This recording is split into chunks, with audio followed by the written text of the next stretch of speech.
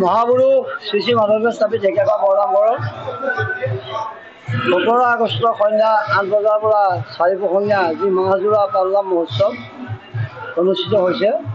এই পালনামত পুৱাৰে পৰা জাতি ধৰ্ম বৰ্ণ ভাষা নিৰ্বিশেষে হাজাৰ হাজাৰ ভক্তই ইয়াত অংশগ্ৰহণ কৰিছে। আৰু এই পালনাম লাগি চলি থাকোঁতেই আমি দেখিবলৈ পাওঁ যে বিদেশী পৰ্যটক ইয়াত আগমন হয়। বিশেষকৈ বিদেশী পৰ্যটকৰ কাৰণে আমি এটি কোঠা নিৰ্মাণ কৰি ৰাখিছোঁ, যাতে বাহিৰৰ লোকসকল আহি পেলাই ইয়াত যাতে কোনো কাৰণতে অসুবিধা নাপায়। বা আমাৰ অসমখনৰ যি গুৰুজনাই সৃষ্টি পৰ্য্যৰ্য্য নামঘৰ, পূজনীয় সময়ৰ পবিত্ৰ তীৰ্থক্ষেত্ৰ ঢেকীয়াখোৱা বৰনামঘৰ, এই নামঘৰলৈ আহি পেলাই যাতে আমাৰ যি অসমীয়া জাতিৰ সংস্কৃতি বা আমাৰ যি পৰম্পৰা এইখিনি তেখেতসকলে বাহিৰত গৈ ক'বগৈ, তাৰো আমি ব্যৱস্থা কৰা হৈছে। শিশুসকলৰ কাৰণে আমি দুখনমান পাৰ্কৰ ব্যৱস্থা কৰা হৈছে, তাতো শিশুসকলে খেলা ধূলা কৰিব পাৰিব। আৰু এইখিনিতে আমি অসমবাসী ভাৰতবাসী ভাৰতৰ বাহিৰত থকা যিসকল প্ৰবাসী তেখেতসকলক এই পালনামলৈ আমি আমন্ত্ৰণ জনাইছোঁ।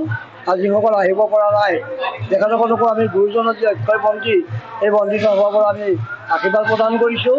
সকলো কুশলে থাকক, সকলো মংগলে থাকক। সংবাদ মাধ্যম, জিলা আয়ুক্ত মহোদয়, আৰক্ষী মহোদয়, স্থানীয় যিসমূহ আমাৰ থানা, স্বাস্থ্য বিভাগ, বিশুদ্ধ খোৱা পানী, বিদ্যুৎ, পথ আৰু গাড়ী ৰখা পথাৰকে আদি কৰি আমি সুন্দৰকৈ আমি ভক্তসকলৰ সুবিধাৰ কাৰণে ৰখা হৈছে। আমাৰ নামঘৰত এখন নিজা এম্বুলেঞ্চ আছে, সেই এম্বুলেঞ্চখনো আমি যাত্ৰীসকলৰ সুবিধাৰ কাৰণে ৰখা হৈছে। যে এইখিনিতে আমি ৰাইজৰ প্ৰতি যে আহ্বান, সকলো আহক, সকলোৱে আমাক দিহা পৰামৰ্শ দিয়ক যে আগতকৈও এই পালনাম লাগি আমি ভাল ধৰণে যাতে উদযাপন কৰিব পাৰোঁ। কমেও আমাৰ আগতে পূৰ্বতো ৩০-৪০ লাখ ভকত সমাগম হৈছিলে, এইবুলি হ'ব। সেয়া আমি সকলো ভকতক আদৰিবলৈ প্ৰস্তুত। সেয়া আমাৰ নামঘৰৰ মণিকূট বাটচ'ৰা সংলগ্ন ঘৰসমূহ আমি ধুনীয়াকৈ ধুনীয়াকৈ সজাই পৰা তোলা হৈছে। আৰু পথ দুটা পথ আছে আমাৰ এই দুটা পথো আমি আহল বহলকৈ বনাই দিয়া হৈছে, যাতে কোনো কাৰণতে ৰাইজে অসুবিধা নাপায় তাৰ প্ৰতি লক্ষ্য ৰাখি আমি কাম কৰিছোঁ। আৰু আমাৰ স্থানীয় যিসমূহ গাঁও, এই গাঁওসমূহক আমি নিমন্ত্ৰণ কৰিছোঁ, সকলো আহক।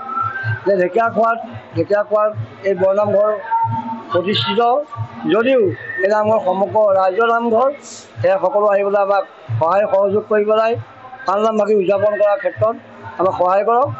আমাৰ পালনাম চাৰিপোহনীয়া, পুৱা ৫ বজাত হয়, দুপৰ ১০ বজাত হয়, বিয়লি ২টা ৩০ত হয় আৰু সন্ধ্যা ৮ বজাত হয়। আৰু এইদৰে আমাৰ গৈ ১৭ ছেপ্টেম্বৰ ৰাতি এখন মহাপূজা ভৰণাই আমাৰ এই পালনামৰ কাৰ্যসূচী অন্ত পৰিব। ধন্যবাদ। সকলো কুশলে থাকক, সকলো মংগলে থাকক, দেশত শান্তি বিৰাজ কৰক। অসমৰ মাননীয় মুখ্যমন্ত্ৰী, মন্ত্ৰী মহোদয়সকল, বিধায়কসকল, সাংসদসকলকো আমি এই সুযোগতে আশীৰ্বাদ প্ৰদান কৰিম। ধন্যবাদ।